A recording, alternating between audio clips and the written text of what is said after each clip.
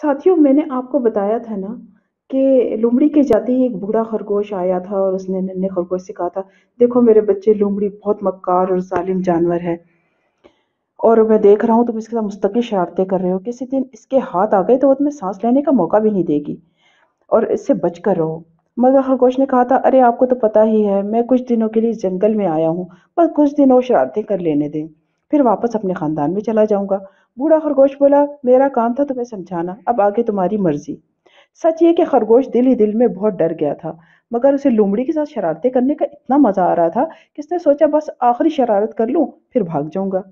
एक दिन वो दोपहर के वक्त गाजरों के खेत में घुसा और अपनी पहली गाजर पर ही हाथ साफ किया था कि अचानक उसे लगा कि उसकी गर्दन किसी शिकंजे में फंस गई है। उसे दिन में तारे नजर आने लगे। मैं दूर से यह सब कुछ देख रहा था कि कैसे उसकी सांस घुट रही थी। उसने अपने आप को छुड़ाने की कोशिश की, मगर बेसुध। बल्कि उसे अपनी पुश्त पर लोमड़ी के गुर्राने की आवाज आई। लोमड़ी ने अपने दोनों पंजों से खरगोश की गर्दन दबोच रखी थी। फिर वह खरगोश के सामने आकर बोली, हाँ अब बोलो, नन्ही सी तुम्हारी जान और मुझ जैसे दरिंदे को तुमने एक बार नहीं कई बार तंग किया। मुझे तुम्हारी कम उम्री पर तरस आ जाता था और तुमको छोड़ देती थी, और तुम हमेशा इसे अपनी चालाकी समझ के खुश होते रहे। अब आखिरी बार जी भर के हंस लो, फिर मौका नहीं मिलेगा। कितना अरसा हो गया खरगोश का गोश्त खाए हुए।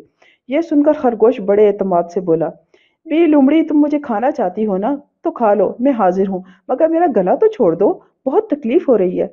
लोमड़ी हंसकर बोली, तुम मुझे बहुत बेवकूफ